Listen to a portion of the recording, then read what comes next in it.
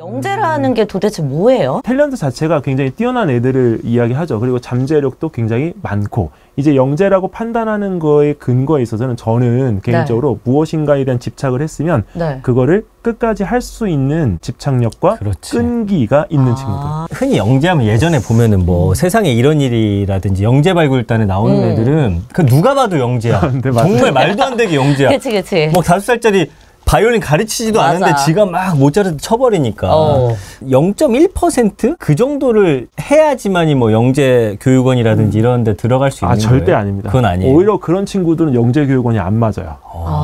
네, 왜냐면 평준화돼 버리는 그 과정을 거치기 때문에 영재원에 가면요? 오히려 영재원에 가서 본인이 가지고 있는 그런 재능들을 묻히는 경우들이 많아요. 그런 친구들은 해외로 가야 돼요. 네, 맞아요. 그 영재라고 하는 부분이 저희가 잘못 알고 있는 거 수학, 과학에 대한 영재가 아니고 특정 부분에서 자기가 무엇인가를 좋아해서 끝까지 파고 들었을 때 그 깊이를 더해서 다른 거를 융합해서 할 수 있는 아이들. 우리가 이제 부모님들이 영재원 또 하면은 일단 너무 보내고 싶잖아요. 가슴이 너무 두근두근하죠. 이 영재원이라는 게 뭐고 또 종류가 많이 다양합니까? 전 사실 영재원에 대해서 잘 몰라가지고. 일단은 영재원의 가장 큰 틀의 맥락은 대학부설 영재교육원이 있고요. 그 다음에 이제 교육청 영재교육원이 있고, 그 다음에 영재학급이 있어요. 보통 이제 사립초등학교 같은 경우들도 운영을 하고, 그 다음에 영재교육원이나 대학부설이 없는 환경들이 있어서 그런 지역들은 영재학급에서 하는데 선생님들이 없어서 문을 닫는 경우들도 있더라고요. 선발은 어떤 기준으로 해요? 3단계로 진행이 되는데 1차가 서류. 2차가 지필고사, 3차가 면접. 근데 이거는 이제 서울권에 대한 부분에 준하는 거고요. 비서울권 같은 경우는 지필이 빠져 있는 경우들도 있습니다. 영재원의 최종 목표는 뭡니까? 난 또 좋은 대학 보내기면은 굳이 난 안 보내고 싶어. 저희 학생들 같은 경우는 만약에 영재학교를 간다고 하더라도 서울 영재학교보다는 오히려 한과영을 저희는 추천을 해요. 자유롭게 좀 공부할 수가 있고, 나중에 아까 말씀하셨던 것처럼 이제 본인이 외국계로 진학을 할 때 가장 진학하기가 좀 약간 유리한, 그래서 그런 부분에 대한 것들을 학생들한테 이렇게 안내를 해주면 애들이 그때부터 정보를 받아들이잖아요. 그럼 본인의 목표가 생기기 때문에 가고 싶어 해요. 서류 단계에서 이거를 이제 뭐 선생님이 추천을 써주는 거예요? 아니면 내가 그냥 내 아이 영재원 보내고 싶으면 서류 쓸 수 있는 거예요? 대학부설 같은 경우에는 내가 원서를 써서 이제 교사한테 추천서를 받을 수가 있어요. 그런데 교육청 같은 경우에는 11월 달에 서류 접수를 해서 12월 달에 지필고사를 보는데요. 이제 부모님들이 만약에 영재교육원에 보내고 싶다. 그러면 말할 것도 없이 그냥 선생님한테 미리 말씀을 좀 드려놓고 내가 영재교육원에 가고 싶다라고 하는 그런 어떤 제스처? 행동들이 아이의 그런 학교 생활에서 좀 나타날 수 있어야 돼요. 근데 이게 왜 그러냐면 그냥 일반적인 아이들이 때가 돼서 추천서를 써달라고 하면 선생님들 써주시죠. 근데 보내야 되는 관점에서의 관찰과 그냥 평상시에 보던 관점은 좀 다른 것 같아요. 그럼 그걸 좀 얘기를 해주세요. 그래서 부모님들이 실질적으로 교육청 같은 데를 보내신다고 하면 저는 좀 학년에서의 그 생활을 잘 해야 된다고 보고요.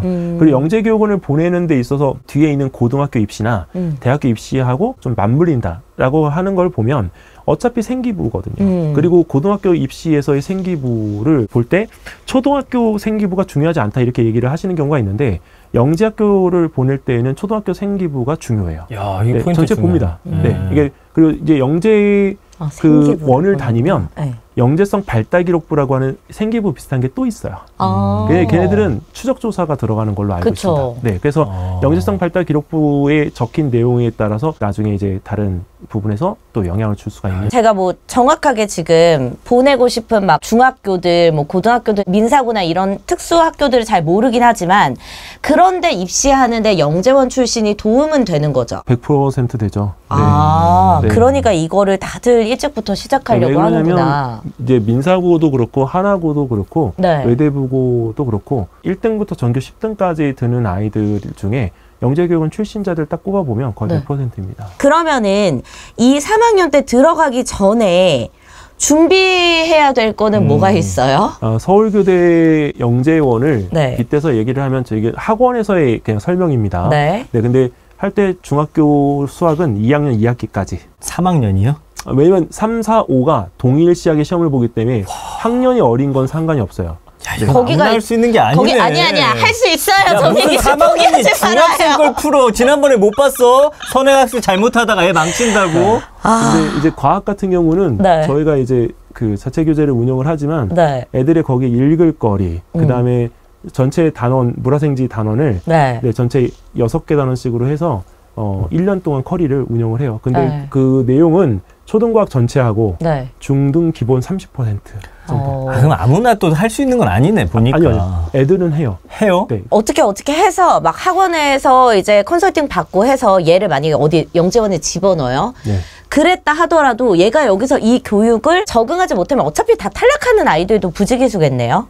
그쵸. 부지기수일 수 있어요. 근데 애들이 탈락을 한다고 하더라도 영재원의 수학 내용과 영재원의 과학 내용을 배우는 아이들이 교과적인 부분을 배울 때 또 달라요. 이야기인즉슨 가능성이 있는 아이라면 무조건 영재원 맛을 보게 하는 게 전혀 나쁠 일이 없다. 없는 아이라도. 없는 아이라도. 왜냐면 자기가 기회를 가질 수 있는 타이밍은 애들이 어느 시점이라고 하는 부분에 대한 게 있기 때문에 그거를 부모님들이 결정하면 안 돼요. 어떻게 들어가요? 솔직히 보내고는 싶죠, 다들. 근데 영재원을 준비는 이제 교과 과정으로 이렇게 하시는데 대학 부설 8월 달, 9월 달인데 3월 달부터 준비하시는 분들이 계세요. 근데 그때는 저는 개인적으로 교과 공부를 충실히 시키시라. 오히려 그냥 교과 공부해라. 너무 속도를 내는 것보다 아이가 따라갈 수 있는 만큼은 시키시라.